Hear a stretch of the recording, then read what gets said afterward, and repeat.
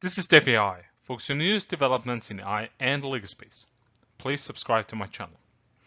During our first interview since taking on the role of UK Managing Director at Google last March, Weinstein said that AI regulation white papers published by the government so far is setting a global standard for an approach that we think can really work.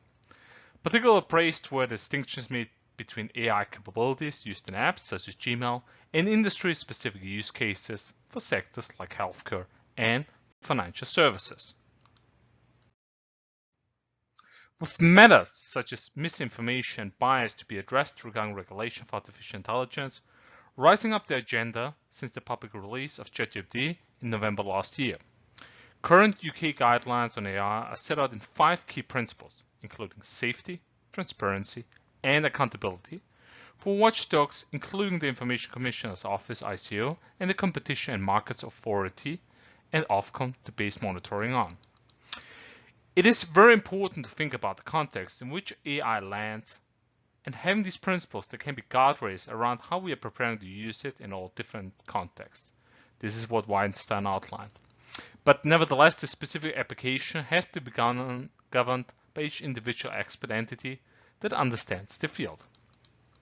With Google currently overseeing a 7,000 employee footprint in the UK, with plans in place to build a new 1 billion facility in King's Cross Station, Weinstein wanted to state that their corporation has its own guardrails in place to get the balance right between responsibility and growth. UK Chancellor Jeremy Hunt has called on ministers to speed up adoption of artificial intelligence capabilities for the purposes of cutting costs and improving public service efficiencies. While John Glenn, Chief Secretary to the Treasury, has been tasked with researching how to raise public service productivity, with a focus on AI rollout, Health Secretary Steve Barclay has cited the potential of the technology to increase productivity across the NHS without needing additional resource from human staff. However, the announced AI adoption strategy faces a race against time, with a possible 2024 general election coming into focus.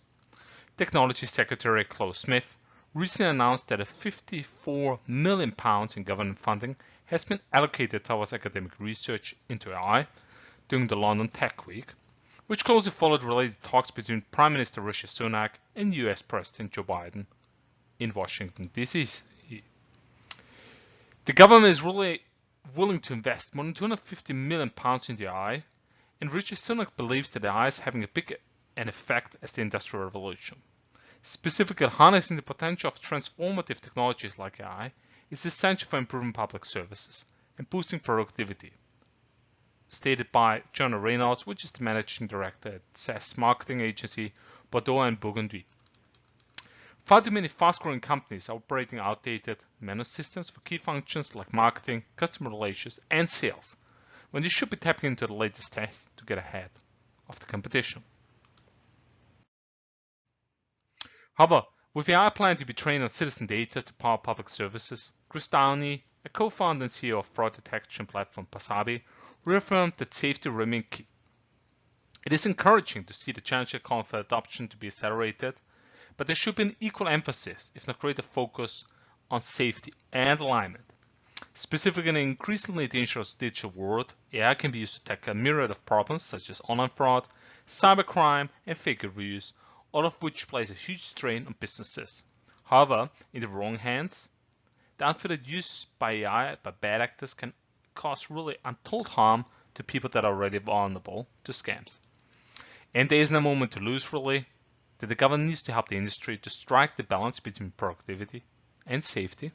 And the sooner this can be harnessed, in particular the power of technology, the better it is.